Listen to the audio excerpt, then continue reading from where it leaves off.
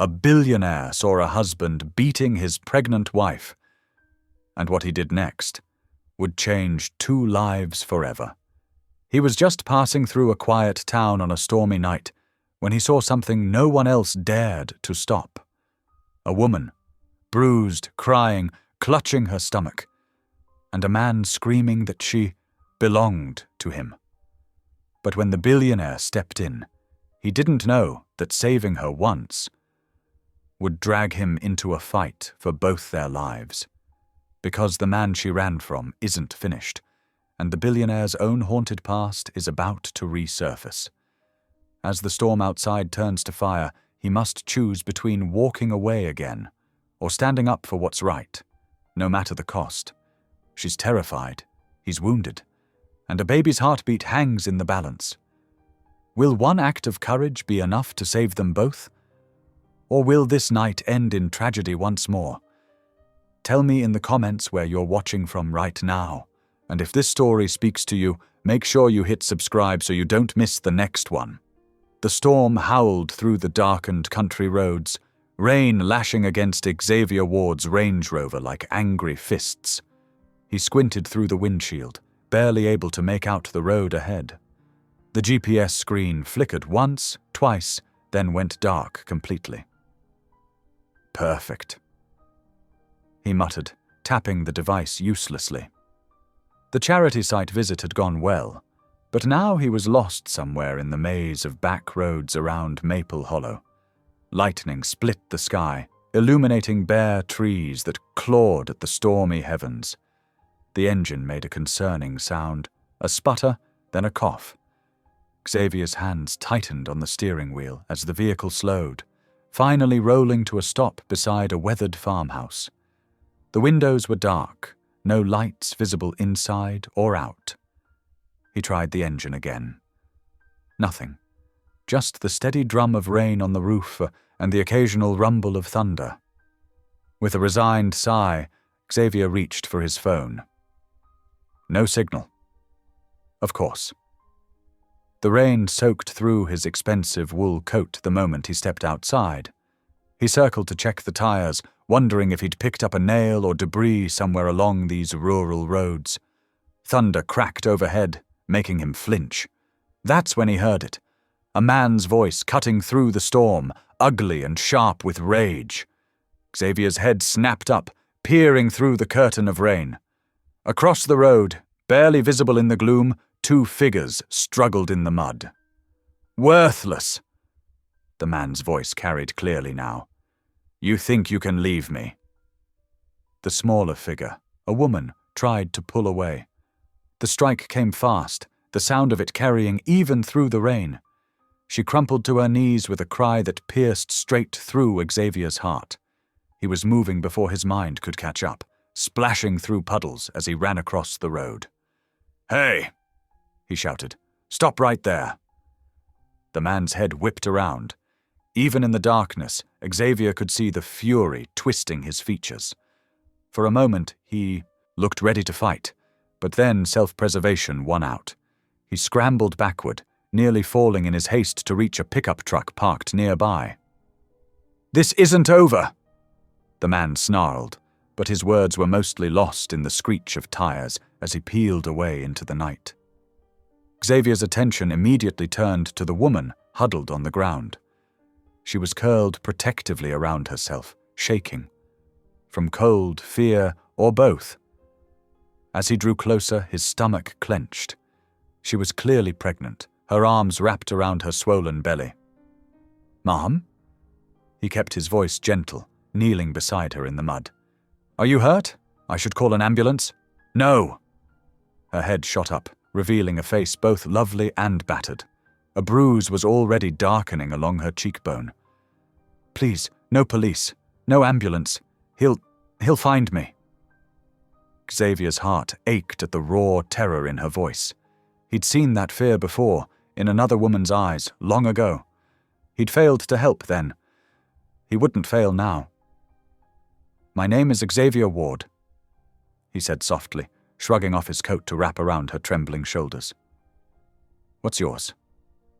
She hesitated, then whispered, Ariana. Ariana Holloway. You're bleeding, Ariana. He gestured to a cut above her eyebrow. At least let me take you somewhere safe, get you checked out. Fresh tears spilled down her cheeks, mingling with the rain. There's nowhere safe. He always finds me. Not this time. The words came out with quiet conviction. Thunder rolled overhead as Xavier carefully helped Ariana to her feet. She swayed, clearly unsteady, and he made a quick decision. May I? He asked, holding out his arms. At her slight nod, he lifted her gently, cradling her against his chest. She felt so small, so fragile, yet he could sense the strength in her, the will to survive that had kept her going until now. You're safe now, Xavier promised as he carried her toward his car, each step careful on the slick ground. I won't let him hurt you again. Ariana's fingers clutched weakly at his shirt as she pressed her face against his shoulder. In the distance, lightning illuminated the empty road where her attacker had fled. But Xavier's focus remained on the precious burden in his arms, this brave woman who had endured so much. The storm raged on around them, but in that moment he made a silent vow. No matter what it took, he would protect her. Rain continued to pour as Xavier reached his car, his thoughts already racing ahead to what needed to be done. First, medical attention, whether Ariana wanted it or not. That cut needed stitches, and he needed to make sure both she and the baby were okay. Then somewhere safe to stay, somewhere her attacker wouldn't think to look. He had resources, connections. He would use every single one of them if that's what it took. The night was dark and wild around them, but Xavier held Ariana closer, shielding her from the wind and rain as best he could. Sometimes the worst storms brought unexpected blessings. Tonight, fate had placed him on this remote road at exactly the right moment. He wouldn't waste this chance to help someone in desperate need. Not again. Never again. The Range Rover's headlights cut through sheets of rain as Xavier navigated the winding roads toward Maple Hollow General Hospital. Every few seconds, his eyes darted to the rearview mirror, checking on Ariana. She lay across the back seat, his coat still wrapped around her shoulders, her face tight with pain. Just 5 more minutes, he assured her, gripping the steering wheel tighter as thunder cracked overhead. Hold on. A small whimper escaped her lips when they hit a pothole, and Xavier's jaw clenched. The sound transported him 20 years back in time, to another rainy night, another woman in pain. I'm fine, Xavier, Lena had insisted, tugging her sleeve down to hide the purple marks circling her wrist. You worry too much. He blinked hard, forcing the memory away. Not now. He couldn't let the past cloud his judgment, not when someone needed his help in the present. The hospital's emergency entrance glowed like a beacon through the storm. Xavier pulled up right to the doors, leaving the engine running as he hurried around to help Ariana. She tried to protest when he lifted her again, but her strength was clearly fading. Help! He called out as they entered the brightly lit lobby. She's pregnant and hurt! The response was immediate. A nurse rushed forward with a wheelchair while another pressed a button on the wall, speaking rapidly into an intercom. Within moments, a doctor appeared, young, but his movements were confident and practiced. I'm Dr. Chen, he said, helping transfer Ariana to the wheelchair. What happened? Before Xavier could answer, Ariana spoke up weakly. I fell, she mumbled, in the rain. Xavier saw the doctor and nurses exchange knowing looks. They'd heard that excuse before, too many times. Mum, those injuries are not consistent with a fall, Dr. Chen said gently. We need to know what really happened to treat you properly. Ariana's eyes filled with tears. Please, I can't. It was just an accident, Lena had told the emergency room doctor all those years ago. I'm so clumsy sometimes. Xavier's hands clenched into fists at his sides.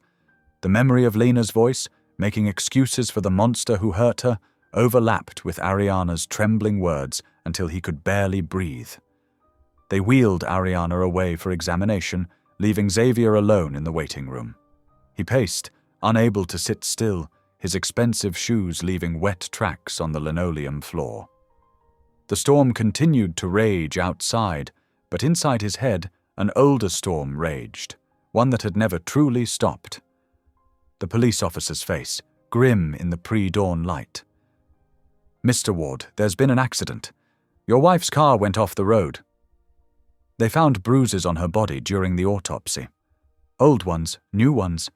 Evidence of years of abuse she had hidden from everyone, even him. She had finally tried to leave her first husband, tried to escape. Instead, she died alone on a rain-slicked road, running from the man who had sworn to love her. A nurse's voice pulled him back to the present. "Mr. Ward, she's asking for you." Xavier followed her to a small exam room. Ariana lay on the bed, looking even smaller in a hospital gown. They'd cleaned the cut on her forehead and bandaged it, but the bruises stood out stark against her pale skin. "The baby's okay," she whispered when she saw him. They did an ultrasound. Relief flooded through him. "Thank God. And you?" "Some bruising. The cut needed 3 stitches, nothing broken." She wouldn't meet his eyes. They want me to file a report." Xavier pulled a chair closer to her bed. "You should. Let them help you, Ariana. Let me help you." She shook her head, tears spilling down her cheeks. "You don't understand. He's all I have left." The words hit him like a physical blow. How many times had Lena said something similar? "My family's all gone, Xavier. He's the only one who's ever stayed." "Excuse me." He managed to choke out, nearly running from the room. He burst through the emergency entrance doors into the rain, gulping in the wet air. Lightning flashed overhead, illuminating the parking lot in stark, white bursts. He stood there for a long time, letting the rain soak through his clothes, trying to wash away the guilt that had lived in his bones for 20 years. He couldn't save Lena. But maybe he could help save Ariana. When he returned to her room, she had fallen into an uneasy sleep. The fluorescent lights cast harsh shadows on her face, making the bruises seem even darker. A nurse was checking her vital signs, marking something on a chart. "Poor thing," the nurse murmured. "No emergency contacts, no family in the area. These cases break my heart." Xavier nodded, his mind already working. He stepped into the hallway and pulled out his phone, scrolling through his contacts until he found the number he needed. Pastor Caleb answered on the 3rd ring, his voice warm despite the late hour. "Xavier, is everything all right?" "I need your help, Pastor. There's a woman. She needs somewhere safe to stay. Your women's shelter still operating?" "Always. Tell me what you need." As Xavier explained the situation, he could feel some of the tension leaving his shoulders. Pastor Caleb had been his rock after Lena's death, helping him find his way back to faith when he wanted to curse God for allowing such things to happen. If anyone could help Ariana find her strength, it was him. While Ariana slept, Xavier quietly arranged everything. He paid her hospital bill, ensuring it would show as an anonymous donation. Pastor Caleb would come in the morning to offer her a place at the shelter. She would have choices, support, a chance to build a new life. Dawn was breaking when Xavier finally headed home, the storm having settled into a gentle rain. He told himself it was finished. He'd done what he could, more than most would have done. But every time he blinked, he saw Ariana's bruised face, heard her whispered words. "He's all I have left." The sun rose over Maple Hollow as Xavier drove through the quiet streets, but the shadows of the night, both past and present, followed him home. The morning sun cast long shadows through the stained glass windows of Maple Hollow's First Community Church.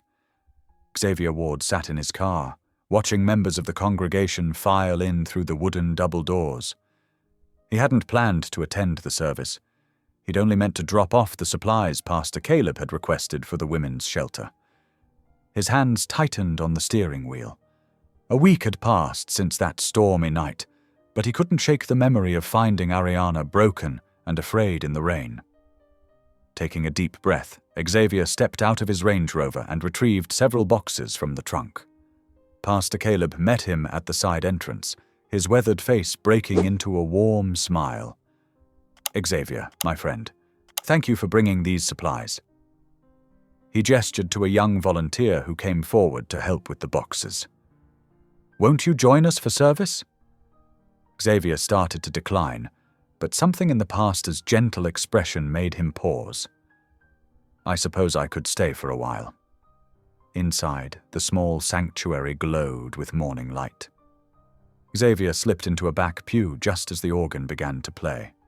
The familiar hymn washed over him, bringing memories of Sunday mornings long ago when faith came easier. Then he saw her. Standing in the church choir, wearing a simple blue dress, was Ariana. The bruises on her face had faded to yellowish shadows, but they were still visible beneath careful makeup. Her hands clasped together nervously as she prepared to sing with the other choir members. Xavier's heart clenched. He hadn't expected to see her here, hadn't prepared for the wave of protectiveness that swept through him at the sight of those fading bruises. The choir began to sing "Amazing Grace," and Xavier found himself holding his breath. Ariana's voice trembled at first, barely audible above the others.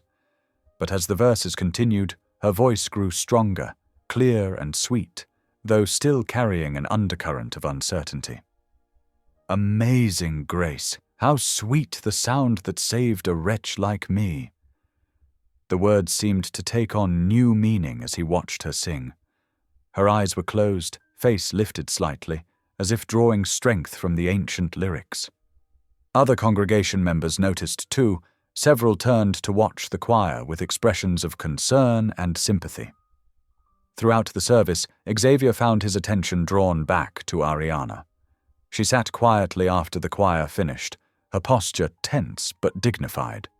When Pastor Caleb delivered his sermon about finding strength in community, her hands twisted in her lap.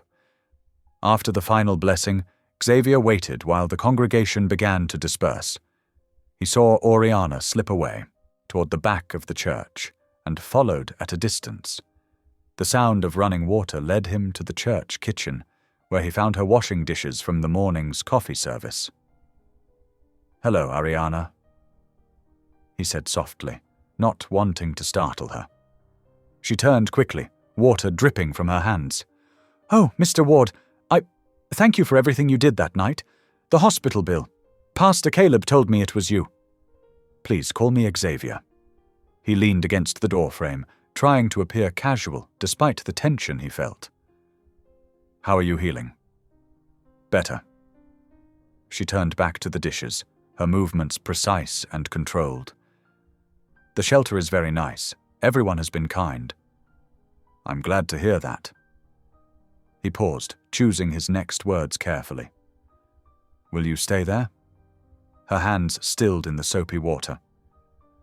I can't. It's complicated.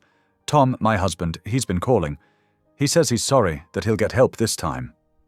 She spoke quickly, as if trying to convince herself. "I need to go back. He needs me." The anger rose in Xavier's chest like a tide, but he forced it down, kept his voice gentle. "There's nothing complicated about being free, Ariana, about being safe." She shook her head, water splashing as she roughly grabbed another dish. "You don't understand. He wasn't always like this. After we lost the baby last year, something broke in him. But he can get better. I know he can." "And if he doesn't?" Xavier stepped closer, speaking low and urgent. "What about this baby? Don't they deserve to be safe?" Ariana's hands trembled so badly she nearly dropped the plate she was holding. "Please don't," she whispered. I can't think about that right now." Ariana, Xavier. Pastor Caleb's voice came from behind them, gentle but firm. Could you help me carry some boxes to my office? Xavier wanted to refuse, to stay and make Ariana understand the danger she was in, but he recognized the wisdom in the pastor's interruption. With a last look at Ariana's bowed head, he followed Pastor Caleb into the hallway. Once they were alone in the pastor's office, Caleb spoke. I know you want to help her, but you can't force her choices. She's going back to him, Xavier said, the words tasting bitter. After everything he's done, these situations are rarely simple, Pastor Caleb said, settling into his worn office chair. Sometimes the hardest part of helping is knowing when to step back and let people find their own path, even if that path leads right back to danger. Especially then. The pastor's eyes were kind but serious. The best thing you can do is lead by kindness. Show her there's support here when she's ready to accept it. Sometimes that's all we can do. Xavier ran a hand through his hair in frustration. I've seen how these situations end, Pastor. 20 years ago. Ariana isn't Lena, Pastor Caleb said quietly. You can't save your wife by saving her. The words hit Xavier like a physical blow. He sank into a chair, suddenly exhausted. Then what can I do? Pray, be patient, and trust that God has a plan, even when we can't see it. Later that evening, Xavier drove home in silence. No radio, no phone calls, just the sound of his thoughts. The setting sun painted the sky in shades of purple and gold, but he barely noticed the beauty. His mind kept returning to Ariana's voice singing those hymns, to the way her hands shook as she washed dishes, to the fear and hope warring in her eyes when she spoke of returning to her husband. He couldn't understand why this stranger's fate mattered so much to him. Or perhaps he understood too well, and that was what troubled him most of all. The miles passed beneath his wheels as Xavier headed home, but his thoughts remained in that small church kitchen with a woman whose bruises were fading but whose chains still held firm. Pastor Caleb was right. He couldn't force her choices.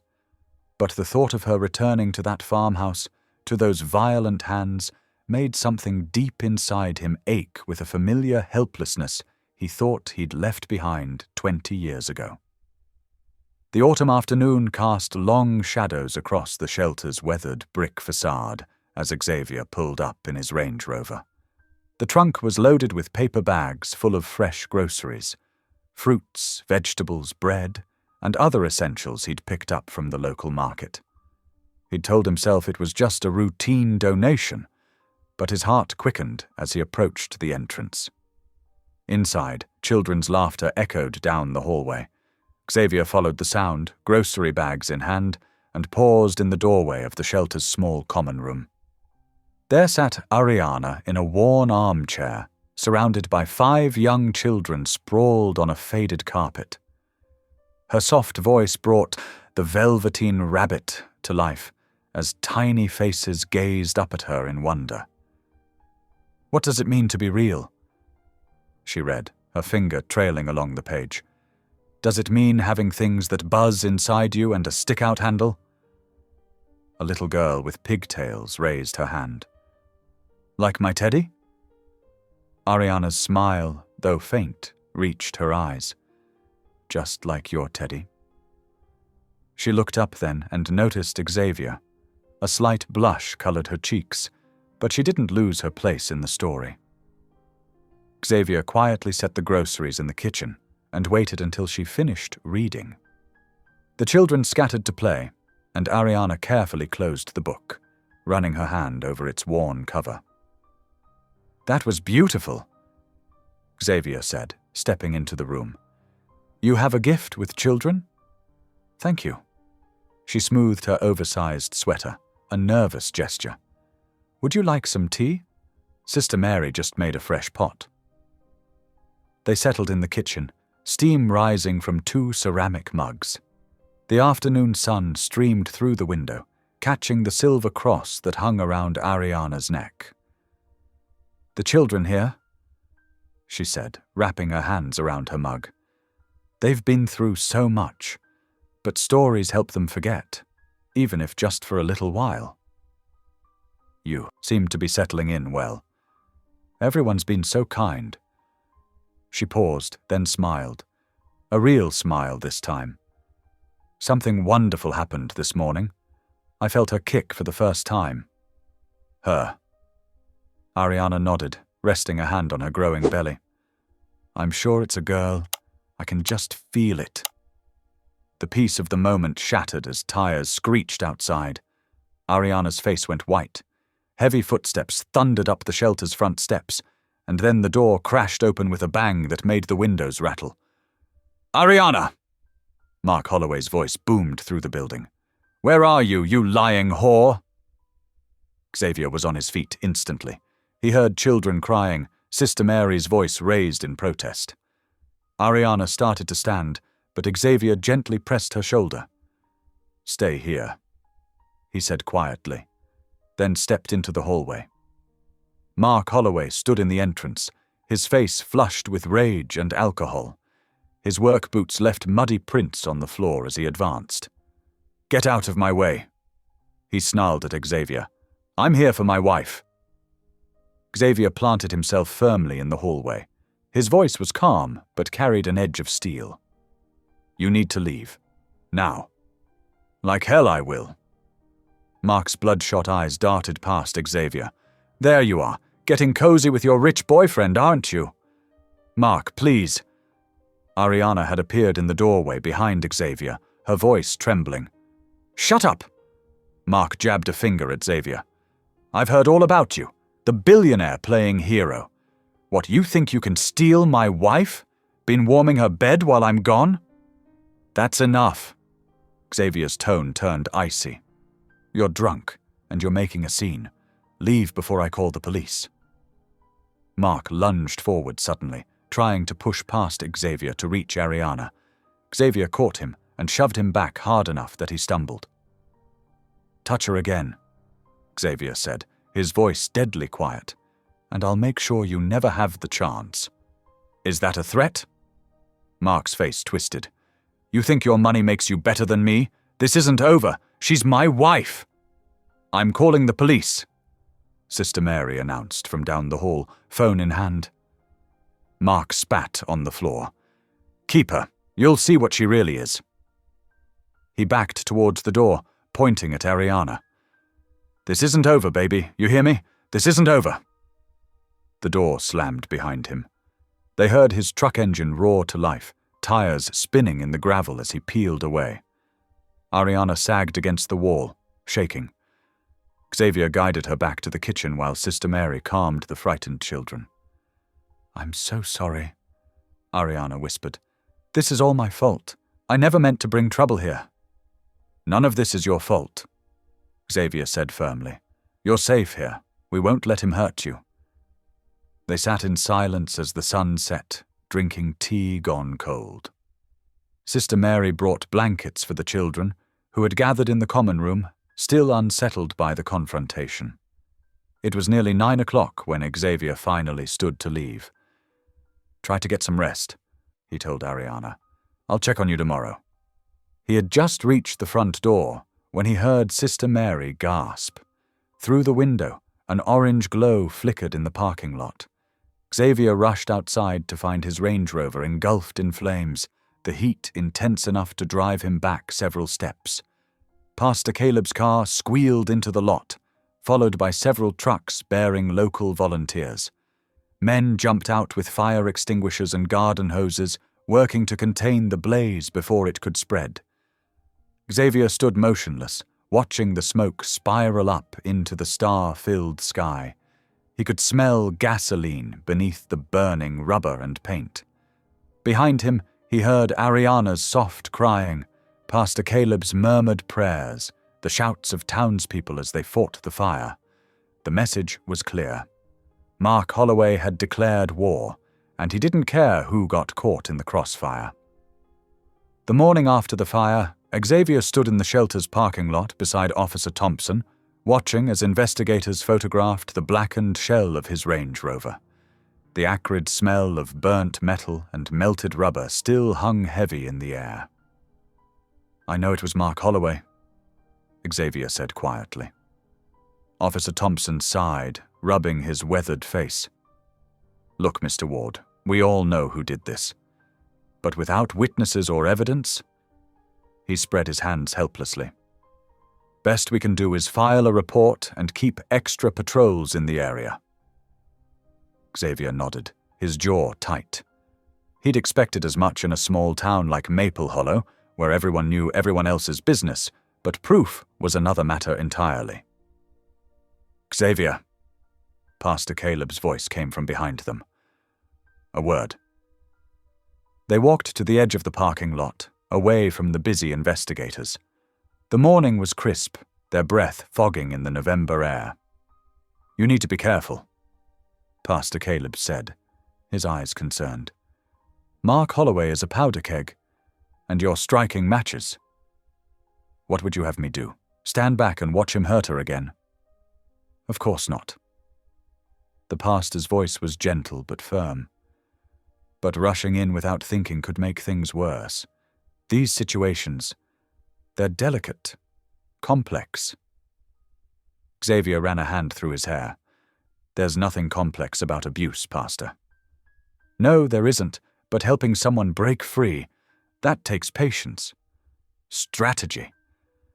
He touched Xavier's arm. "Keep your distance for now. Let things cool down." Before Xavier could respond, Sister Mary hurried over. "Mr. Ward, Ariana's asking for you." He found her in the shelter's small library, wrapped in an oversized cardigan, her face drawn with worry. "I'm so sorry about your car," she said immediately. "It's just a car." Xavier sat across from her. "Are you okay?" She nodded, though her hands twisted nervously in her lap. I think I should tell you about Mark, about how things got this way." Over the next hour, Ariana's story spilled out in quiet words. How she'd met Mark right after high school, when he seemed charming and protective. How he'd gradually isolated her from friends and family, controlling her phone, her money, her movements. The first time he hit her was 3 years into their marriage. She'd burned his dinner. "I should have left then," she whispered. "But he cried afterward, promised to change, and I had nowhere to go." Xavier listened, his heart aching. The pattern was so familiar, the same trap Lena had fallen into years ago. "You must think I'm so stupid," Ariana said, wiping her eyes. "No." Xavier's voice was fierce. "Never think that. The stupid one is the man who had someone like you and chose violence over love." She looked up, startled by his vehemence. "Let me take you to breakfast," he said suddenly. "You need to eat, and this place..." He gestured at the shelter's walls. "Sometimes you need to remember there's a whole world outside." 20 minutes later, they sat in a corner booth at May's Diner, a local institution with checkered tablecloths and photos of Little League teams on the walls. Ariana ordered pancakes, her eyes widening at the enormous stack that arrived. "I haven't had pancakes in ages," she admitted. "Mark said they'd make me fat." Xavier watched as she drizzled maple syrup over them, taking a tentative bite. Suddenly she let out a small laugh, the first he'd heard from her. The sound transformed her face, making her look younger, lighter. "These are amazing," she said, then immediately covered her mouth, embarrassed by her enthusiasm. "Don't." Xavier smiled. "You should laugh more often. It suits you." She ducked her head, but he could see her small smile. They ate in comfortable silence for a while, the diner's morning bustle washing over them. "I feel like such a burden," Ariana said eventually, pushing her empty plate away. "Everyone at the shelter, you're all risking so much to help me." Xavier set down his coffee cup. "The only burden would be not helping when I can." He met her eyes. Sometimes God puts us in the right place at the right time. We just have to be willing to act. That evening, after dropping Ariana back at the shelter, Xavier found himself walking to the church.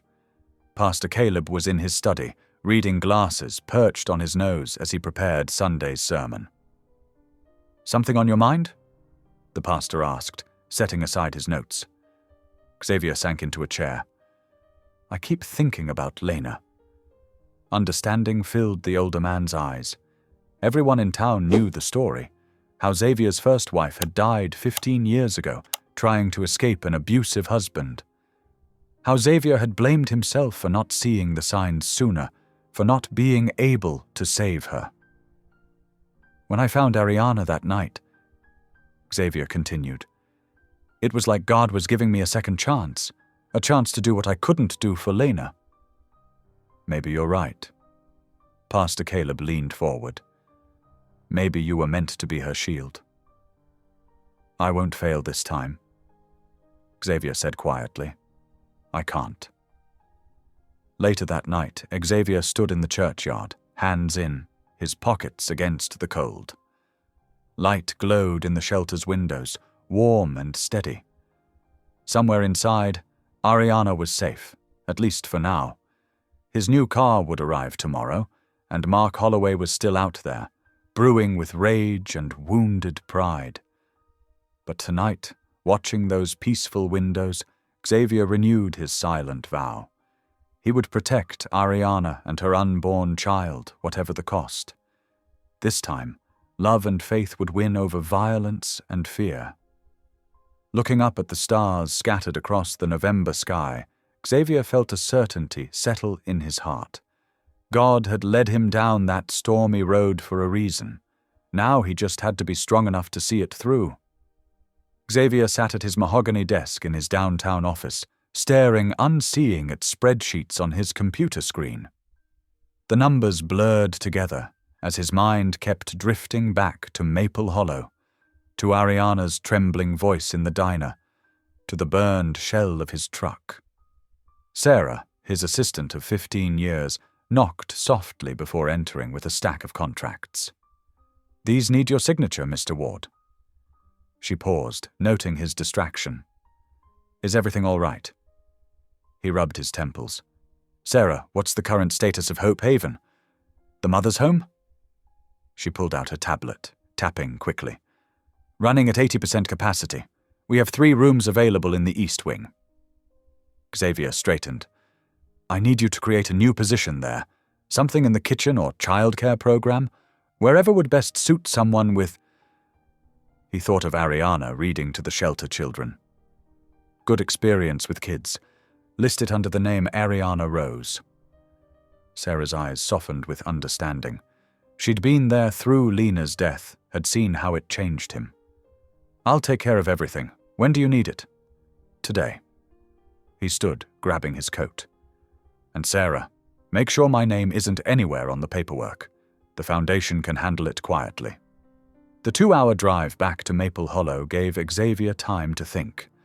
Hope Haven was perfect, a renovated Victorian mansion surrounded by gardens, staffed by caring professionals who understood trauma. More importantly, it was far enough from Mark Holloway to give Ariana real peace.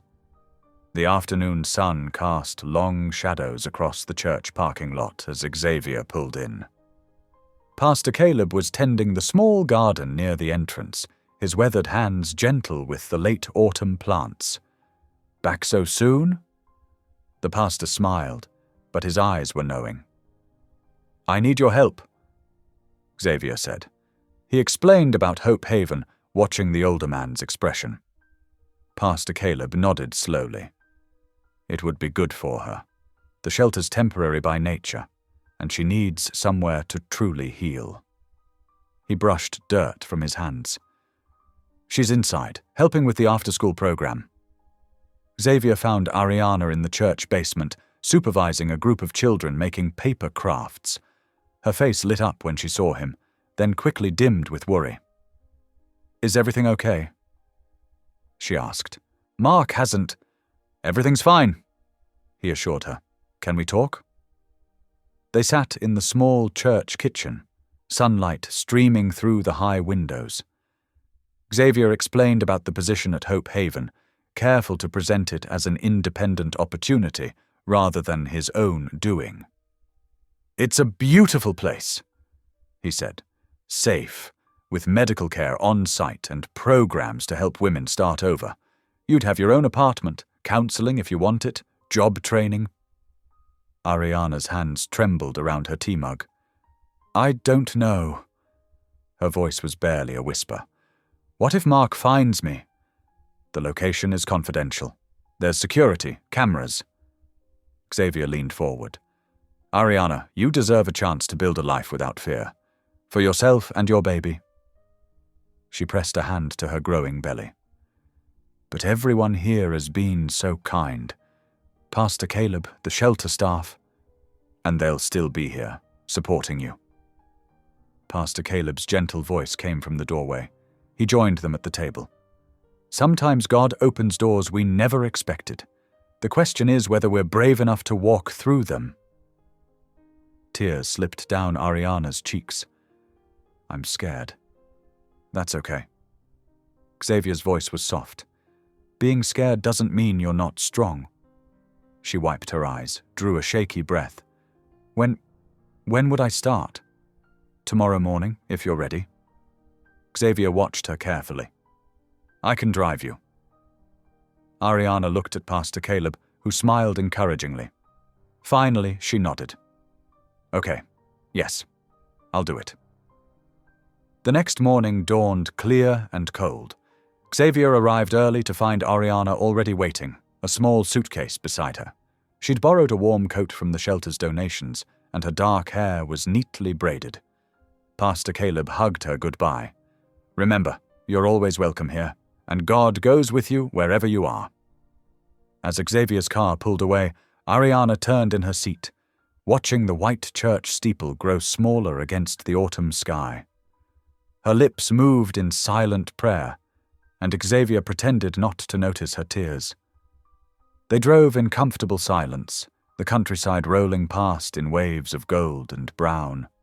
Occasionally, Ariana would point out something that caught her eye: a red-tailed hawk soaring overhead, a field of late-blooming wildflowers, an old barn with a faded quilt pattern painted on its side.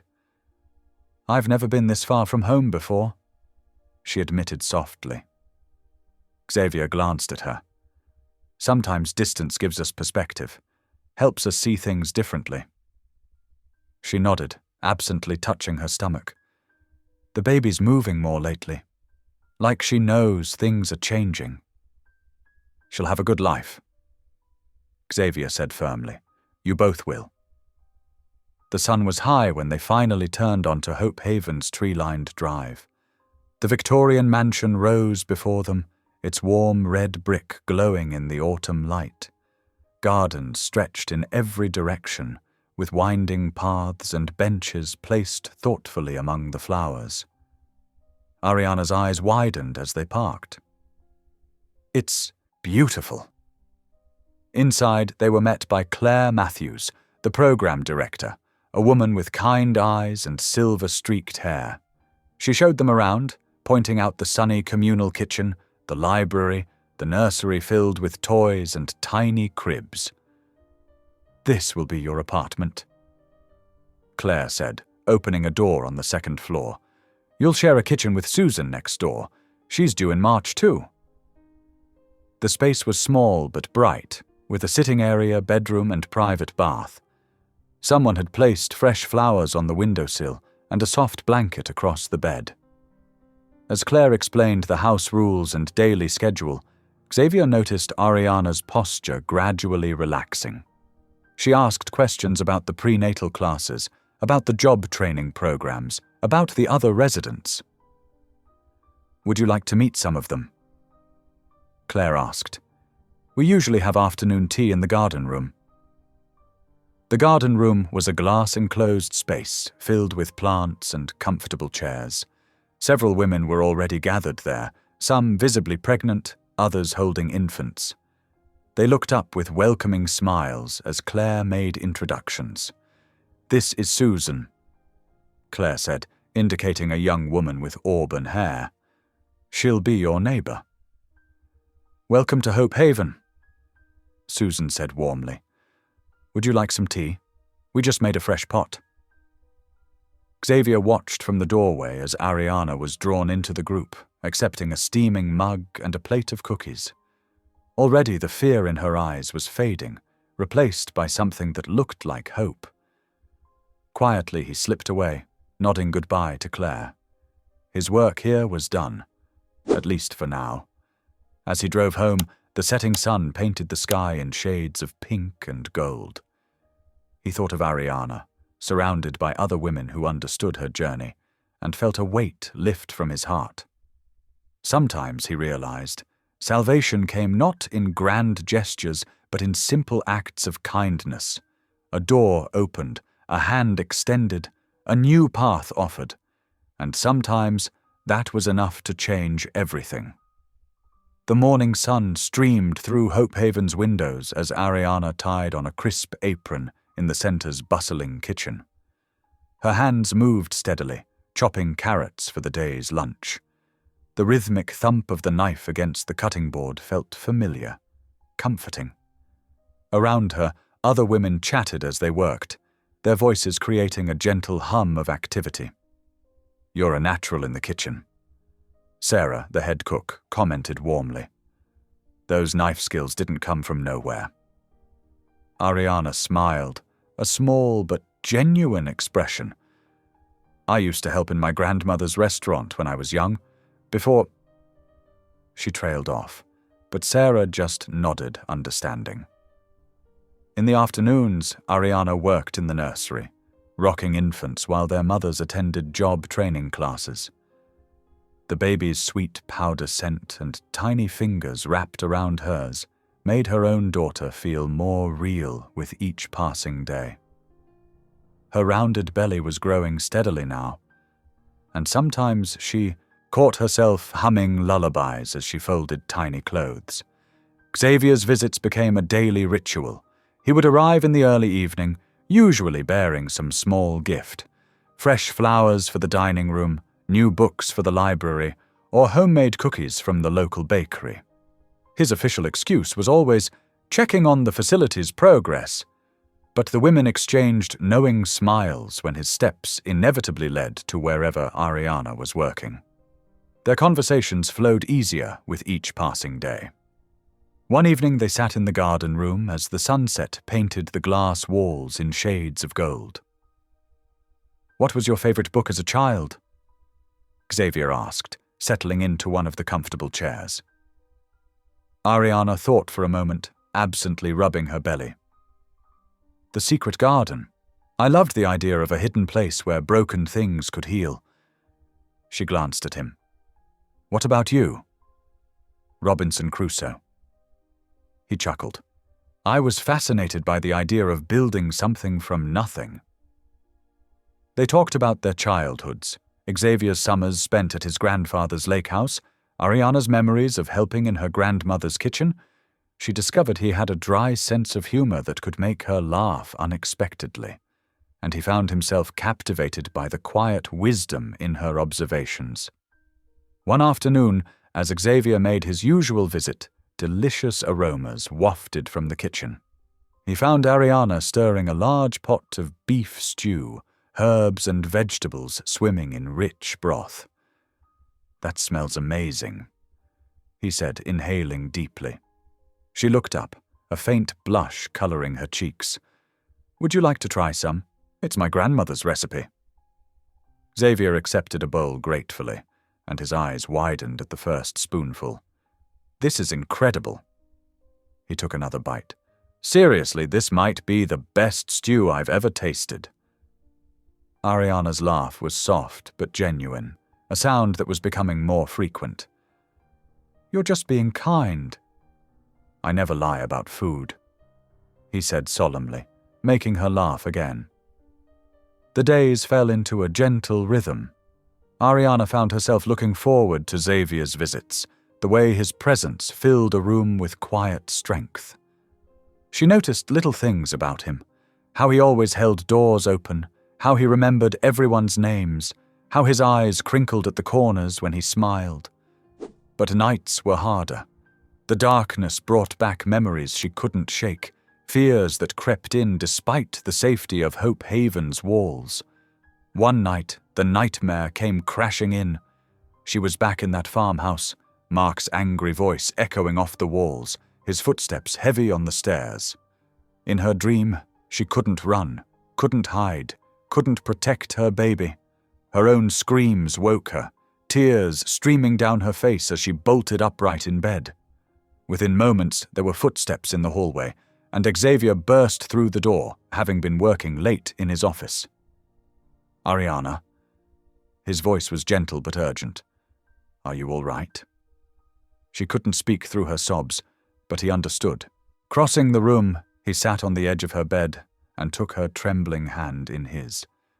"You're safe," he murmured. "It was just a dream. You're safe here." Slowly her breathing steadied. Xavier's hand was warm and solid in hers, an anchor in the storm of her fears. They sat in silence until her tears dried, neither feeling the need to speak. Finally, Ariana whispered, "Thank you for everything." Xavier squeezed her hand gently. "Try to get some rest." After he left, Ariana couldn't sleep. Instead, she reached for the journal Claire had given her when she arrived. In the soft glow of her bedside lamp, she wrote, "Maybe safety can feel like this. Not walls or locks or distance, but the quiet certainty that someone cares enough to come when you call, to hold your hand in the dark, to remind you that you're not alone anymore." She traced her fingers over the words, feeling their truth settle deep in her heart. For the first time in years, she felt like she could breathe freely, like she was exactly where she was meant to be. The bonds forming between them went beyond simple charity now. There was an understanding that needed no words, two souls who had known darkness, finding light in each other's presence. In Xavier's steady gaze and gentle words, Ariana found something she'd almost forgotten existed: trust. And in her growing strength and quiet joy, Xavier rediscovered his own capacity for hope. The next morning, Ariana woke to sunshine streaming through her window. She placed her hand on her growing belly, feeling her daughter's gentle movements, and smiled. The nightmare's shadows had faded, replaced by the warm certainty that here, in this unexpected sanctuary, she was finally beginning to heal. The late September morning dawned crisp and clear, perfect weather for gardening. Ariana knelt in the freshly tilled soil beside Claire and Maria, two other residents of Hope Haven, carefully transplanting herb seedlings. The gentle work soothed her, and she found peace in nurturing these small, growing things. "These basil plants are coming along nicely," Claire commented, patting soil around a tender stem. Ariana nodded, breathing in the herb's fresh scent. "They'll be wonderful for the kitchen." Her hands moved with growing confidence, no longer trembling as they had weeks ago. The garden had become her sanctuary, a place where she could feel the sun on her face and listen to birdsong without fear. The sound of bicycle wheels crunching on gravel drew their attention. Tommy, the local paperboy, pedaled up the driveway, tossing the day's edition of the Maple Hollow Gazette onto the front porch. "I'll get it," Ariana offered, brushing dirt from her gardening apron. She walked to the porch, enjoying the warmth of the morning sun on her shoulders. But as she bent to retrieve the paper, the front page headline stopped her cold. There, in bold print above a photo of a familiar face in an expensive suit, were the words, "Billionaire philanthropist. Xavier Ward expands women's initiatives." The image showed Xavier at what appeared to be an elegant charity gala, looking polished and professional, worlds away from the quiet, unassuming man who visited Hope Haven. Ariana's hands began to shake as she read further. Ward, CEO of Ward Industries and founder of the Hope Foundation, announced additional funding for women's shelters across 3 states. The words blurred before her eyes as realization crashed over her. He owned this place. He wasn't just checking on progress, he was the one behind everything. The job offer, the safe house, all of it. Her throat tightened as memories shifted, taking on new meaning. All those conversations, all that kindness, had it just been obligation?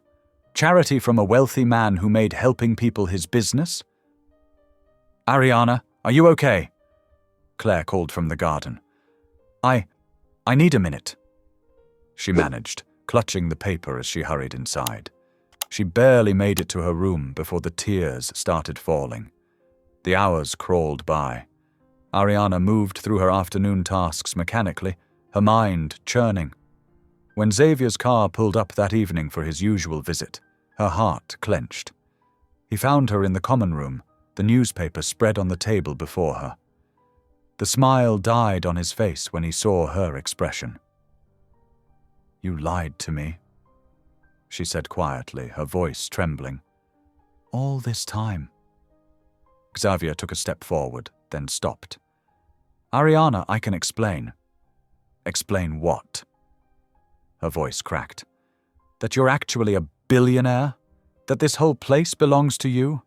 That I'm just another one of your charity cases?" "No, that's not." He ran a hand through his hair, frustration evident in his gesture. "I didn't tell you because I didn't want you to feel obligated or uncomfortable.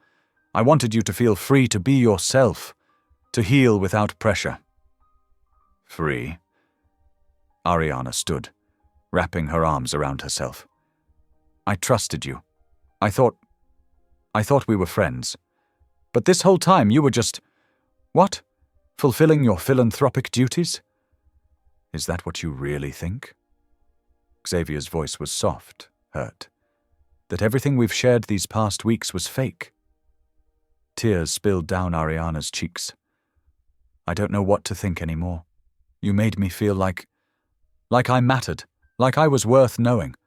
But now I realize I'm just another project, another sad story for your foundation's annual report. Ariana, please." "No." She took a step back. I can't do this. I won't be anyone's charity case. Not again." She turned and fled to her room, closing the door behind her. Through the window, she watched the sky darken with approaching storm clouds, the same kind that had brought them together that first night. Only now, the memory brought fresh pain. That night, Ariana barely slept. Before dawn, she packed her small bag with trembling hands. She left a brief note for Claire and the other women, unable to bear saying goodbye in person. The shelter was quiet as she slipped out into the grey morning. The early bus to Maple Hollow was nearly empty. As it pulled away from the curb, Ariana caught a glimpse of Xavier's figure at an upstairs window of Hope Haven. He stood motionless, watching as the bus disappeared into the misty morning. The first heavy drops of rain began to fall, streaking down the bus windows like tears. Ariana pressed her forehead against the cool glass, one hand resting protectively over her growing belly. "I'm sorry, little one," she whispered. "But we need to stand on our own." Behind her, the storm clouds gathered, dark and heavy with rain, just like the night everything had changed. But this time, instead of running toward safety, she was running away from it, leaving behind a man who had shown her what kindness could feel like, even if it wasn't real. Or perhaps because it wasn't real. The bus wound its way through the countryside as the rain fell harder, and Ariana watched Hope Haven disappear in the distance, taking with it the dreams of belonging she'd barely allowed herself to have.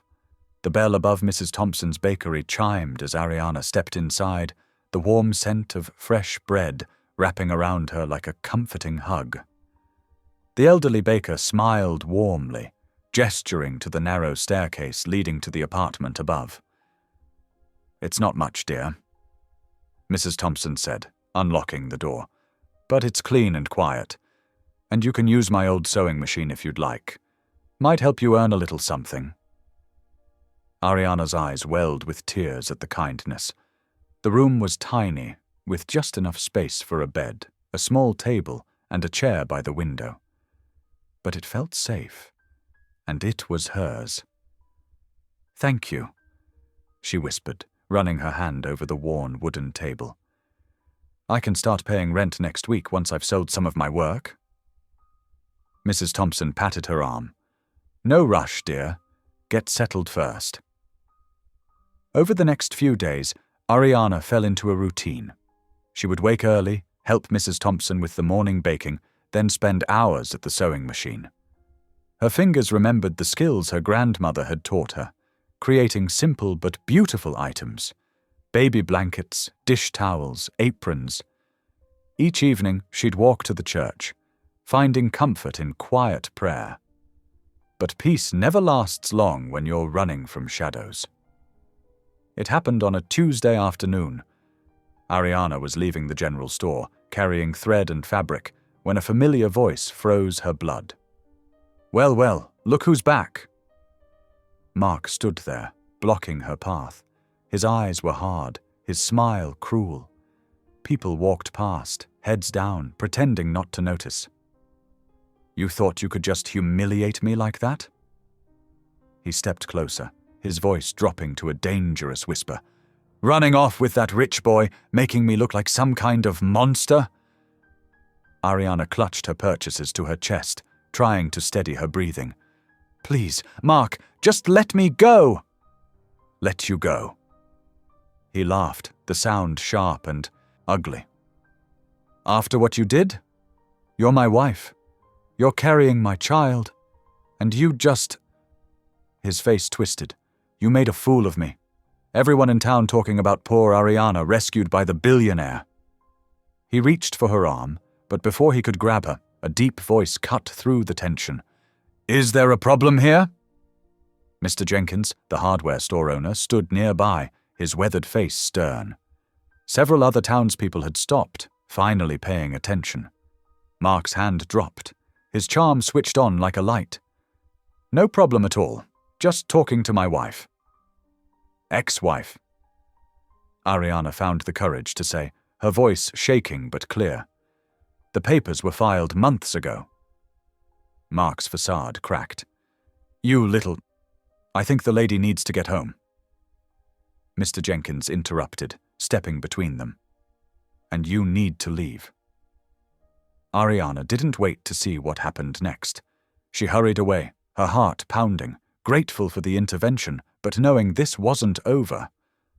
Meanwhile, 200 miles away in the city, Xavier sat in his office, staring at the legal documents spread across his desk. The lawsuit was ridiculous. Accusations of kidnapping, manipulation, using Ariana's story for publicity. But Mark Holloway had found a lawyer willing to take the case, and now the media was running wild with it. "Mr. Ward?" His assistant knocked softly. "There are reporters in the lobby again. They're asking for a statement." Xavier rubbed his temples. The past week had been a nightmare of tabloid headlines. Billionaire's charity or calculated PR move. Ward Industries CEO accused of exploiting domestic violence victim. Each story twisted the truth more than the last. "Tell them what I've been saying all along," he said quietly. "The truth will speak for itself." But alone in his office, doubt crept in. Had he made things worse for Ariana by hiding his identity? Should he have been more transparent from the start? Pastor Caleb's words from their phone call that morning echoed in his mind. Sometimes doing the right thing means facing the wrong accusations. The question is, what are you willing to endure for what you believe in? Xavier stood, looking out over the city skyline. The sun was setting, painting the clouds in shades of orange and pink. Without another word, he grabbed his keys and coat. His assistant looked up in surprise. "Sir, the board meeting. Cancel it," he said, striding toward the elevator. "Cancel everything." Reporters swarmed as he left the building, cameras flashing, questions flying. "Mr. Ward, how do you respond to the accusations?" Was this all for publicity? Did you manipulate Mrs. Holloway? Xavier stopped, turning to face them. The crowd fell silent, waiting. The only thing that matters, he said clearly, is that a woman and her unborn child are safe from harm. Everything else is noise.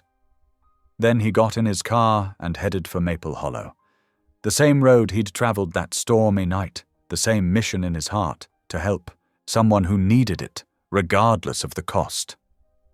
The drive gave him time to think about Lena, about Ariana, about all the women trapped in situations they couldn't escape alone, about how sometimes doing the right thing meant facing judgment from people who couldn't understand. The sun had fully set by the time he reached the outskirts of Maple Hollow. The small town was quiet, its streets barely lit by old-fashioned lamp posts. He passed the church where he'd first heard Ariana sing, the shelter where he'd protected her from Mark, the diner where she'd finally laughed. Xavier parked his car and sat for a moment, gathering his thoughts. He wasn't here to force anything or make grand gestures. He just needed Ariana to know the truth, that none of it had been about charity or publicity, that sometimes people help each other simply because it's right, because their hearts won't let them do anything else. Tomorrow would bring more challenges, more accusations, more legal battles, more media circus. But tonight, in this quiet town where it all began, none of that mattered. What mattered was making sure one person knew she wasn't alone, that she was worth fighting for, not because she was a cause or a charity case, but because she was herself. The streets were empty as Xavier stepped out of his car, looking up at the star-filled sky. Somewhere in this town, Ariana was trying to rebuild her life again. And whatever came next, he wouldn't let her face it alone, not unless that was truly what she wanted. The rain swept through Maple Hollow in heavy sheets, turning the streets into shallow rivers. Ariana had just finished her shift at the bakery, wrapping the last loaves in brown paper. Her back had been aching all morning, but she'd ignored it, focusing on the work that helped her feel normal again. As she stepped outside under the awning, a sharp pain doubled her over. This wasn't like the usual discomfort. This was different. Her hands trembled as she gripped the railing, trying to breathe through it. Too early, she thought. It's too early. Pastor Caleb was walking by with his umbrella when he spotted her. His weathered face creased with concern as he rushed over. "Ariana, what's wrong?" She could barely speak through the pain. "The baby, I think she's coming." Without hesitation, Pastor Caleb pulled out his phone. His fingers moved quickly over the keypad as another contraction hit, making Ariana gasp. "Xavier, it's Caleb. You need to come now. Ariana's in labor." Miles away, Xavier dropped everything the moment he heard those words. He grabbed his keys and ran to his car, not even bothering with a coat.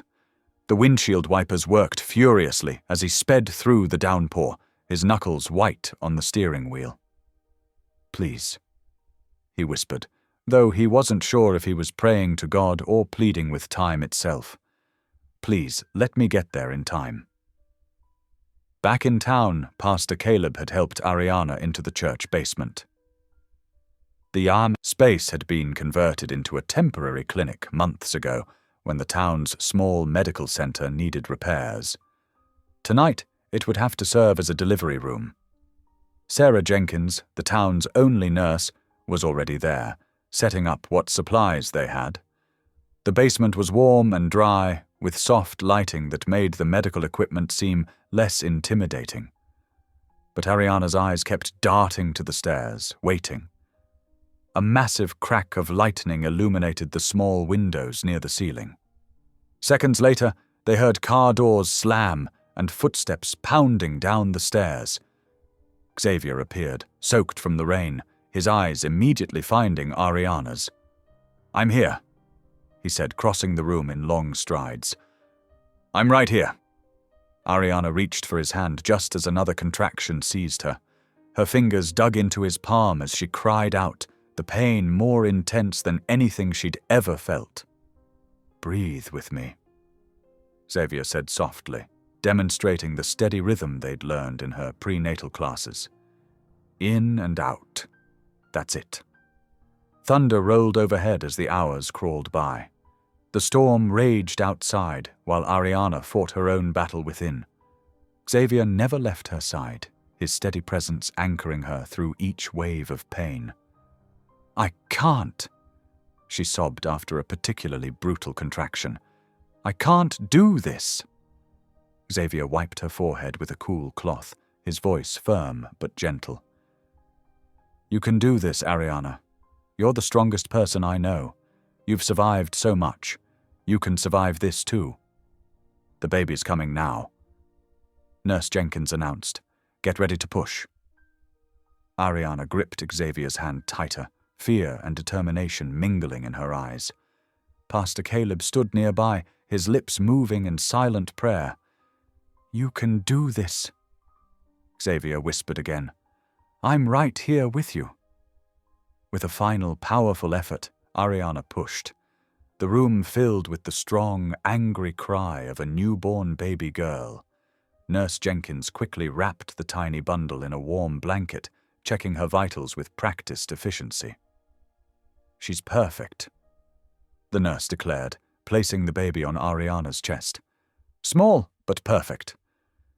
Ariana couldn't hold back her tears as she looked down at her daughter's face. The baby's cries softened as she nuzzled against her mother's warmth. Her tiny fingers flexed and curled, reaching up as if trying to touch Ariana's tear-stained cheeks. Xavier stood watching them, his own eyes suspiciously bright. The sight of them together, Ariana and this fierce little girl who had fought her way into the world, made his heart swell with emotions he couldn't quite name. "You saved 2 lives tonight," Ariana said softly, looking up at him. "Mine and hers." The words hung in the air between them, heavy with meaning. Xavier remembered that first night in the rain, how close he'd come to driving past, how different everything might have been if he hadn't stopped. "No," he replied gently. "You saved yourselves. I just helped a little along the way." The storm outside had begun to quiet, as if nature itself was pausing to acknowledge this moment of new life. The basement was filled with a peaceful stillness, broken only by the baby's soft cooing sounds and the quiet murmur of Pastor Caleb's prayers of thanksgiving. But outside, unseen by anyone in the warmth of the basement, a familiar truck rolled to a stop at the curb. Its headlights cut through the rain before going dark, and Mark Holloway sat watching the church, his face hidden in shadow. The basement door burst open with a crash that made the baby wail. Heavy footsteps thundered down the stairs, and there stood Mark Holloway, his face twisted with rage. In his trembling hand, he gripped a pistol. "Get away from my wife!" he snarled, his words slurring slightly. The smell of alcohol rolled off him in waves. Nurse Jenkins immediately gathered the crying infant closer, backing away towards the emergency exit. Pastor Caleb stepped forward, his hands raised. "Mark, put the gun down. Think about what you're doing." "Shut up!" Mark's wild eyes darted around the room, finally fixing on Ariana. "You think you can just leave me? Make me look like a fool?" His knuckles were white around the gun's grip. "You belong to me. You've always belonged to me." Xavier moved with deliberate slowness, positioning himself between Mark and Ariana. His voice remained steady, though his heart hammered in his chest. "Mark, your daughter was just born. Do you want her first memories to be of violence?" "My daughter." Mark let out a bitter laugh. "How do I even know she's mine? The way you've been sniffing around my wife." "Stop it!" Ariana's voice shook, but she forced the words out. "You know that's not true." The gun wavered in Mark's unsteady hand. "You're coming home with me. Now." "She's not going anywhere with you," Xavier said firmly, taking another step forward. He could feel Ariana trembling behind him, her fingers clutching the back of his shirt. Mark's face contorted. You rich people think you can take whatever you want. Buy whoever you want. Well, you can't buy her. This isn't about money. Xavier kept his voice calm, though his muscles were coiled tight. This is about Ariana's choice, her freedom, her safety. Freedom. Mark spat the word like poison. She's my wife. She's a human being, Xavier countered. Not your property. Something dark flickered in Mark's bloodshot eyes. His finger tightened on the trigger. Get out of my way. No. The single word hung in the air between them. In the distance, a siren wailed. Someone must have called the police. Mark's face twisted as he heard it too. Last chance, he growled. Move. Xavier stood his ground. I won't let you hurt her again. The gunshot cracked through the basement like thunder, deafening in the enclosed space. For a moment, time seemed to stop. Xavier felt the impact like a sledgehammer to his shoulder, spinning him halfway around. Hot pain bloomed across his chest. Ariana's scream pierced the air as Xavier's knees buckled. He tried to stay upright, to keep himself between her and danger, but his legs wouldn't cooperate. The floor rushed up to meet him. Through the ringing in his ears, he heard a commotion. Pastor Caleb, moving with surprising speed for his age, tackled Mark around the waist. They crashed into a supply shelf, medical supplies scattering across the floor. The gun went flying, skidding under a cabinet. More sirens now, closer. The baby was still crying somewhere, a desperate wail that matched the pounding in Xavier's head. He could feel something warm and wet spreading across his shirt. Ariana's face appeared above him, tears streaming down her cheeks. Her hands pressed against his wound, trying to stop the bleeding. Stay with me, she begged. Please, Xavier, stay with me. He wanted to tell her so many things, about how brave she was, how proud he was of her strength, how seeing her heal and grow had healed something in him too. But the words wouldn't come. The edges of his vision were growing dark. Don't let him take your peace again. He managed to whisper, reaching up with his good arm to touch her face. His fingers left a smear of red on her cheek. Heavy boots thundered down the stairs as police officers flooded the basement. Through dimming eyes, Xavier watched them pull Mark to his feet, cuffing his hands behind his back. Mark was still shouting, but his words were meaningless noise now. We need an ambulance, someone was yelling. Officer down. He's not an officer. Ariana's voice seemed to come from very far away. He's my guardian angel. Xavier tried to smile at that, but darkness was pulling him under. The last thing he felt was Ariana's hand gripping his, her tears falling warm on his face as she cried for help. Then everything faded to black. Through the chaos, Mark's angry shouts echoed as the officers dragged him away, leaving behind a scene forever changed by a single moment of violence and a single act of protective love. The hospital room was quiet except for the steady beeping of monitors and the soft whisper of the afternoon breeze through half-drawn curtains. Xavier Ward lay still against crisp, white sheets, his shoulder heavily bandaged. The color had drained from his usually strong features, making him appear vulnerable in a way that tugged at Ariana's heart. She sat in the chair beside his bed, little Hope bundled snugly in her arms. The newborn's tiny fingers curled around the edge of her blanket as she slept, her face peaceful despite the sterile surroundings. Ariana adjusted the pink cap on Hope's head and continued reading from the book propped on her knee. There is something in the autumn that is native to my blood. She read softly, her voice barely above a whisper. Touch of manner, hint of mood, and my heart is like a rhyme, with the yellow and the purple and the crimson keeping time. The poetry seemed to float in the afternoon light, making the stark hospital room feel warmer somehow. Ariana glanced up to check on Xavier and found his eyes open, watching her with a tired smile. That's beautiful, he said, his voice hoarse from disuse. Ariana's face lit up. You're awake. How are you feeling? Like I've been hit by a truck. Xavier attempted to shift position and winced. But I'm alive. The doctors say you're going to be fine, Ariana told him, reaching for the cup of water by his bedside. Here, small sips. As she held the straw to his lips, Hope stirred and made a tiny mewling sound. Xavier's eyes softened as he looked at the baby. She's perfect, he whispered. Would you like to hold her? Ariana asked. Xavier nodded, and she carefully placed Hope in his good arm. The baby settled against his chest, her tiny hand splaying across his hospital gown. For a moment, they both just watched her breathe, this miracle who had survived so much before she'd even taken her first breath. I've been here every day, Ariana said quietly. Reading to you both. The nurses said it might help. I heard you sometimes, Xavier admitted, like listening through water.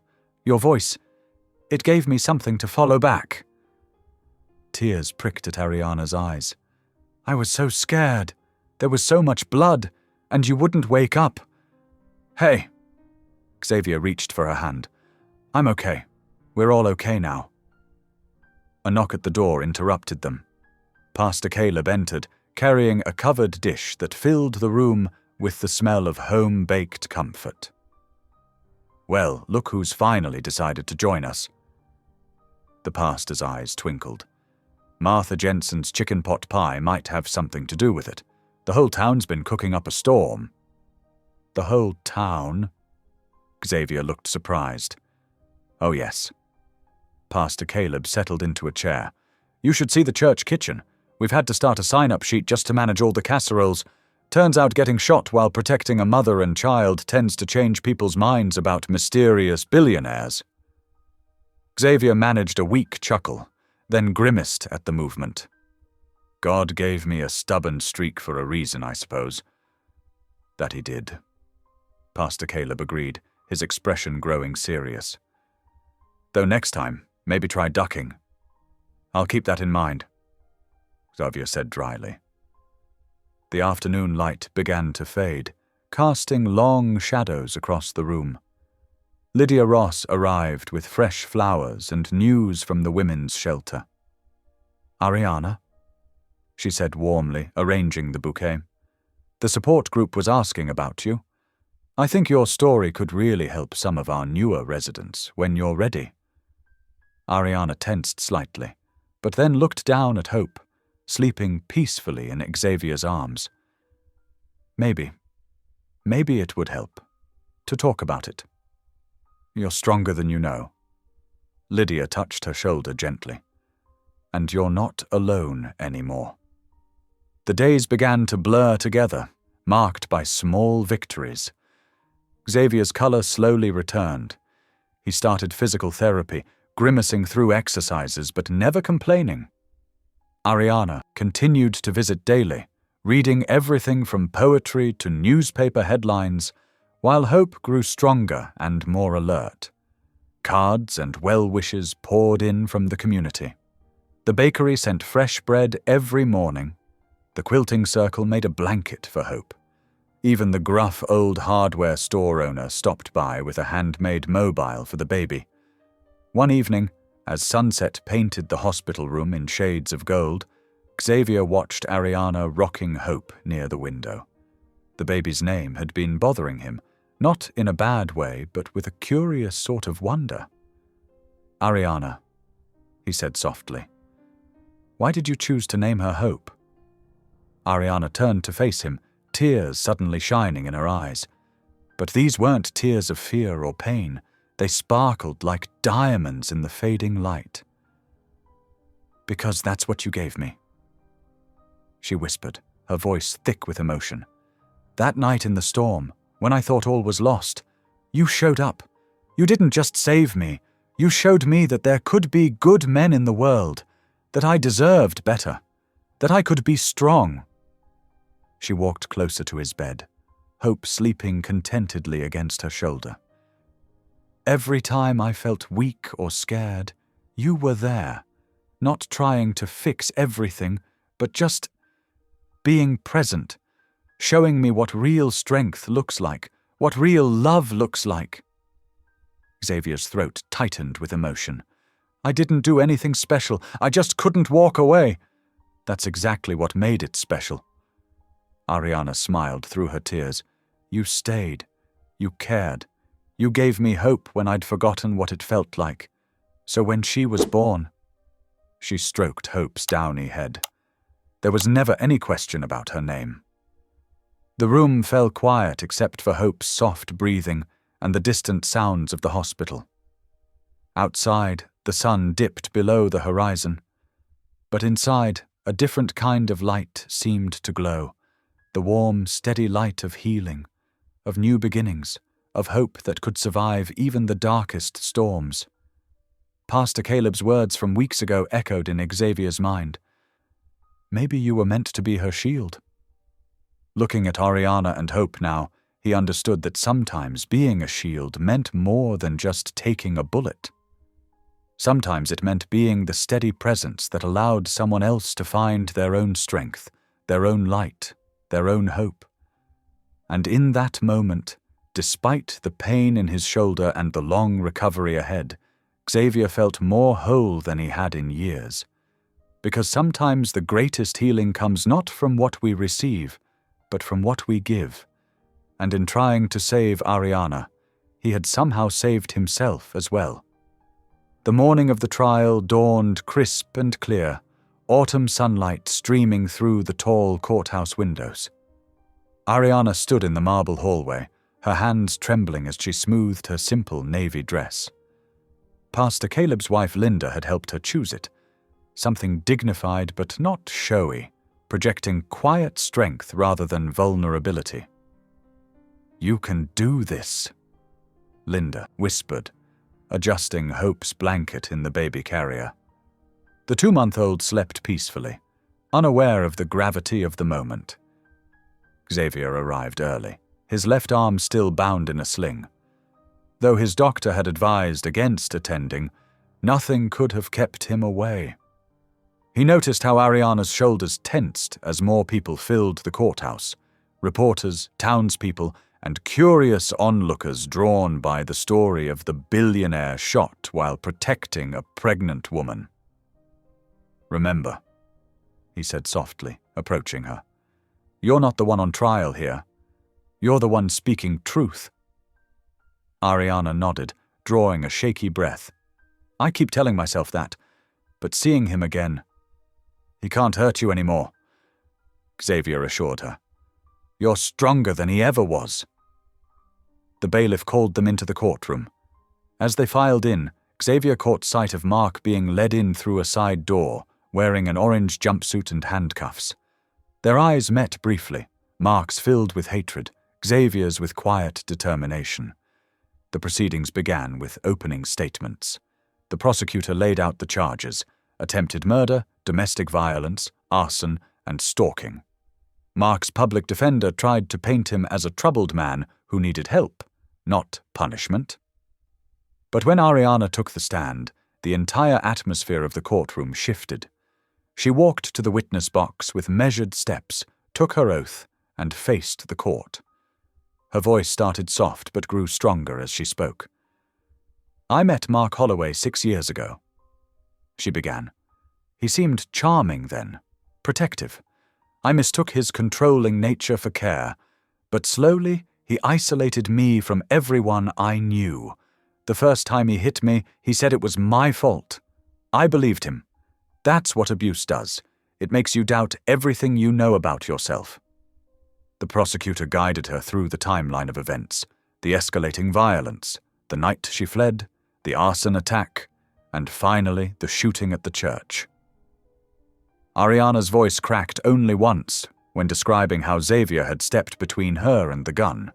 Then came the defense's cross-examination. Mark's lawyer tried to suggest she had been unfaithful, that she had manipulated Xavier's wealth and sympathy. Ariana's back straightened. Something flickered in her eyes.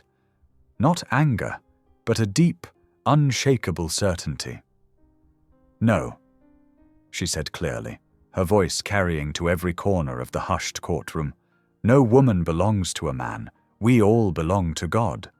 What Mark did wasn't love, it was control. And I thank God every day for helping me see the difference." In the back row, Xavier felt his throat tighten with pride. This wasn't the same frightened woman he'd found in the rain months ago. This was someone who had found her own light, her own strength. Mark's face changed as she spoke, his sneer faltering, color draining from his features as he realized his power over her had truly broken. The judge, a stern woman with steel-grey hair, listened intently to all testimony. When it came time for sentencing, she addressed Mark directly. "Mr. Holloway, your actions show a pattern of escalating violence and complete disregard for human dignity. You have demonstrated no genuine remorse. Therefore, I am sentencing you to 15 years in state prison, with mandatory counseling and no possibility of parole for 10 years. The gavel struck with finality. As officers led Mark away, he tried to turn toward Ariana one last time, but she wasn't looking at him. Instead, she was already walking toward Hope, who had started to fuss in Linda's arms. Outside the courthouse, reporters clustered with microphones and cameras. They called out questions, particularly to Xavier, whose presence had turned the case into national news. "Mr. Ward, do you regret getting involved? Was this a publicity stunt for your foundation? What made you risk your life for a stranger?" Xavier paused, his good arm supporting his sling. He looked at the sea of cameras, then spoke quietly but firmly. "Compassion isn't weakness, it's the strength to do what's right. That's all there is to say." The drive to Ariana's new cottage was quiet, both of them processing the day's events. Pastor Caleb had helped arrange the rental, a small but charming house near the church, with a garden that was already showing signs of Ariana's care. Window boxes burst with late-blooming flowers, and a porch swing faced the sunset. Xavier parked in the gravel driveway. "Let me help you with Hope's things." Together they carried the baby gear inside. Hope had woken up and was making soft cooing sounds, her tiny fingers grasping at air. Ariana settled her into the bassinet while Xavier set down the diaper bag. Standing in the doorway, Xavier watched as Ariana moved around her home. A real home, not a hiding place. She had painted the walls herself, hung curtains, created a space that was entirely her own. Pride swelled in his chest again, different from what he'd felt in the courtroom, but just as powerful. "You did it," he said softly. "You stood up, you spoke your truth, you built a new life." Ariana turned to face him, her eyes bright with unshed tears. "I couldn't have done it alone." "You're stronger than you know," Xavier replied, "but you'll never have to do it alone again." He paused, choosing his next words carefully. "You'll never walk alone again. That's a promise."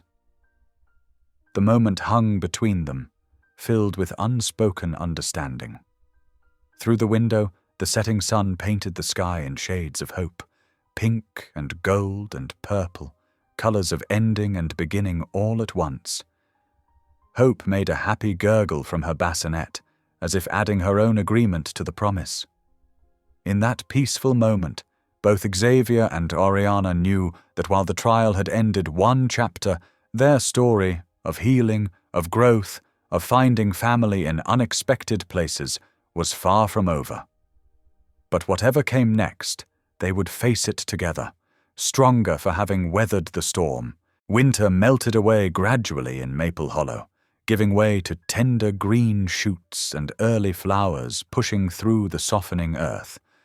The transformation seemed to mirror the changes in the small town itself, especially around the renovated storefront on Main Street that now housed Hope's Haven Bakery. The cheerful blue and white awning fluttered in the April breeze as Ariana unlocked the front door at 5:30 in the morning. The bell chimed softly as she stepped inside, breathing in the familiar scent of yeast and vanilla. This space, once a vacant building with peeling paint, had become her sanctuary, and not just hers alone. Sarah, one of her 3 employees, was already in the back, pulling fresh sourdough from the oven. Like Ariana, Sarah had escaped an abusive marriage. Now she was the bakery's bread specialist, her hands strong and sure as they shaped each loaf. "Morning," Sarah called out, her smile bright in the pre-dawn light. The first batch came out perfect. Ariana tied on her apron, checking the day's orders. "Wonderful. We've got that big order for the hospital board meeting today." The bakery had started small, just Ariana and her grandmother's recipes, funded by a grant from Xavier's foundation. But word spread quickly about both the quality of their baked goods and the mission behind the business. Now, 4 months after opening, they could barely keep up with demand. The morning sun climbed higher as they worked, filling racks with fresh pastries, muffins, and bread. The other 2 employees arrived, Jenny, who handled the front counter, and Maria, who had a gift for decorating cakes. Each woman had her own story of survival, but here, covered in flour and sharing quiet laughter, they were simply bakers, artists, friends. The bell chimed again at 7 o'clock sharp. Xavier walked in, carrying 2 cups of coffee from the diner next door. It had become their morning ritual. He'd stop by on his way to the Foundation's regional office, bringing coffee and staying just long enough to sample whatever was fresh from the oven. "Something smells amazing," he said, setting the cups down on the counter. Ariana wiped her hands on her apron and reached for her coffee. "Try this," she said, offering him a warm cinnamon roll. "New recipe." Xavier took a bite and closed his eyes in appreciation. "You've outdone yourself." They shared a moment of comfortable silence, sipping coffee and watching the sun paint golden squares on the floor through the front windows. These quiet moments had become precious to them both. No need for many words, just the peaceful certainty of being exactly where they were meant to be. "Hope slept through the night," Ariana mentioned, pride warming her voice. 6 whole hours. Xavier's face lit up at the mention of her daughter. "She's growing so fast, nearly walking now, right?" Taking a few steps between furniture. "Pastor Caleb says she'll be running down the church aisles before we know it." The months had woven them into a kind of family, not quite definable, but undeniably real. Xavier came to Sunday dinners at Ariana's cottage. They took long walks through town while Hope babbled from her stroller. He read stories to Hope before bedtime, making silly voices that never failed to make her giggle. Later that afternoon, after the lunch rush had quieted, Ariana slipped into the back office. She opened the bottom drawer of her desk and carefully lifted out a wrapped package she'd been keeping hidden for weeks. The plaque inside had taken time to get just right. Elegant bronze letters on polished wood, reading, "For the man who gave us hope." She ran her fingers over the engraving, remembering that stormy night when Xavier had first found her. How lost and broken she'd felt. How impossible it had seemed that life could ever be different. Now here she was, a business owner, a mother, a woman who stood tall and spoke with confidence. The spring charity fair was coming up that weekend, an annual tradition that brought the whole town together on the church grounds. Ariana had volunteered to sing this year, something she hadn't done since before her marriage to Mark. The thought still made her nervous, but a different kind of nervous than before. This was the flutter of anticipation rather than fear. Saturday dawned clear and mild, perfect weather for the fair. The church lawn filled with booths selling handmade crafts, baked goods, and local produce. Children ran between the tables, faces sticky with cotton candy. Hope's Haven Bakery had a prime spot near the church steps, their display of pies and pastries already half sold by noon. Xavier arrived mid-afternoon, immediately spotting Hope in her yellow sundress, playing with blocks in the shade of a maple tree, while Linda, Pastor Caleb's wife, watched over her. His face softened the way it always did when he saw the little girl. She had him completely wrapped around her tiny finger. "There's my favorite mathematician," he called out, making Hope look up with a toothless grin. She lifted her arms, and he scooped her up, tossing her gently as she squealed with delight. Ariana watched them from her booth, her heart full. She touched the wrapped plaque hidden beneath the counter, knowing the moment to give it to him was coming soon. As evening approached, Pastor Caleb gathered everyone for the fair's closing ceremony. The congregation filled the wooden pews, with many people standing in the aisles. Ariana made her way to the front, trying to calm her racing heart. Xavier sat in the third row, Hope settled contentedly in his lap. The first notes of Amazing Grace filled the church, and Ariana closed her eyes. When she began to sing, her voice was soft but clear, carrying all the emotion of her journey, the pain, the healing, the gratitude, the joy. Amazing Grace, how sweet the sound. Other voices joined in, harmony rising to the rafters. Hope giggled and clapped her hands, making everyone around her smile. Xavier swayed gently to the music, peace written clearly on his face as he held the little girl who had changed all their lives. When the song ended, Ariana walked down the aisle to where Xavier sat. She pulled out the wrapped plaque, suddenly shy despite all their shared history. "I wanted to thank you," she said softly. "Not just for myself, but for all the women you've helped. For believing in us when we couldn't believe in ourselves." Xavier unwrapped the plaque carefully, his eyes growing bright as he read the inscription. For a long moment, he couldn't speak. Finally, he looked up at Ariana, his voice rough with emotion. "You did the hard part. You chose to be brave." Hope reached out and patted the plaque, leaving tiny fingerprints on its shiny surface. Around them, the congregation began to mingle and chat, the fair winding down as sunset painted the stained glass windows in deep gold and rose.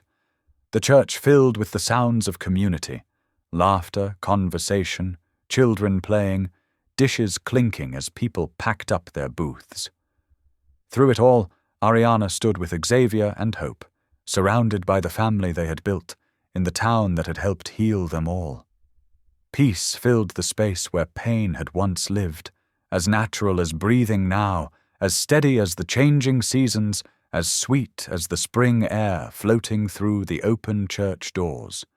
The golden summer evening wrapped Maple Hollow in a warm embrace as townspeople gathered in the churchyard for dinner. Mason jars filled with twinkling lights hung from shepherd's hooks, creating a magical canopy over the long tables draped in checkered cloths. The air carried the mingled scents of fried chicken, fresh bread, and sweet berry pies. Ariana adjusted Hope's little yellow sundress as they found their seats at the main table. The toddler immediately reached for a roll, her cherub face lighting up with delight. Around them, familiar faces filled the benches, Mrs. Thompson from the quilting circle, the Hendersons who ran the grocery store, and dozens more who had become like family over the past months. Lydia Ross moved between the tables with practiced grace, making sure everyone had what they needed. Her gentle presence touched each group with warmth, just as she'd done for Oriana during those first difficult days at the shelter. Hope squealed with joy when Lydia passed by, her tiny fingers reaching out to play with the flowing strings of Lydia's apron. "Someone's getting sleepy," Lydia said with a knowing smile, watching Hope's eyes grow heavy even as she continued to tug at the apron strings. "But she's fighting it with everything she's got, just like her mama." Xavier sat beside them, his usual reserved manner softened by the evening's gentle atmosphere. He'd loosened his tie and rolled up his shirt sleeves in concession to the summer heat. The sight of him so relaxed, so at home among these simple surroundings, made Ariana's heart swell. With gratitude, Pastor Caleb stood at the head of the main table, his weathered face glowing in the string lights. The crowd quieted naturally, years of respect for their spiritual leader evident in their attentive faces. He raised his hands, and even the children settled down, sensing the moment's importance. "Let us pray," he began, his voice carrying clearly across the churchyard. "Lord, we gather tonight as a community blessed by your endless grace. We thank you for the food before us, the friends beside us, and the love between us." He paused, his kind eyes sweeping across the gathered faces. "Most especially we thank you for grace that saves and courage that redeems." The words hung in the evening air like a benediction, simple yet profound in their truth. "Amen," the crowd responded, followed by appreciative applause that rippled through the gathering. Hope clapped too, though she was more interested in the role she'd finally managed to grab.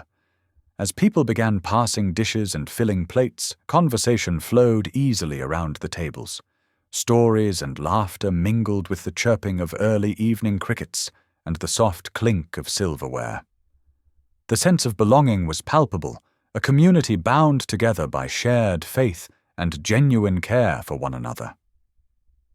Ariana watched it all, still amazed sometimes at how different her life had become.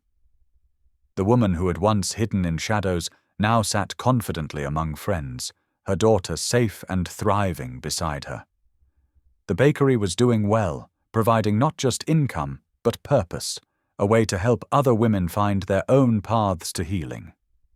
She turned to Xavier, who was carefully cutting Hope's chicken into tiny pieces. "I need to thank you," she said softly, touching his arm. "Again, for everything." Xavier paused, looking first at Hope, now determinedly pursuing a green bean across her plate, then back at Ariana. His eyes held a depth of emotion that needed no words, but he spoke anyway, his voice quiet enough for only her to hear. "You were right, Ariana. Saving you saved me too." Above them, fireflies began their evening dance, rising like stars into the deepening twilight. The church bells rang out across the town, their familiar tones carrying across the peaceful scene. 8 clear, sweet notes that seemed to say what everyone there already knew: that love was the greatest healer, that kindness could transform lives, that no act of compassion was ever wasted. As darkness settled fully, the string lights twinkled brighter, casting their gentle glow over the gathered community.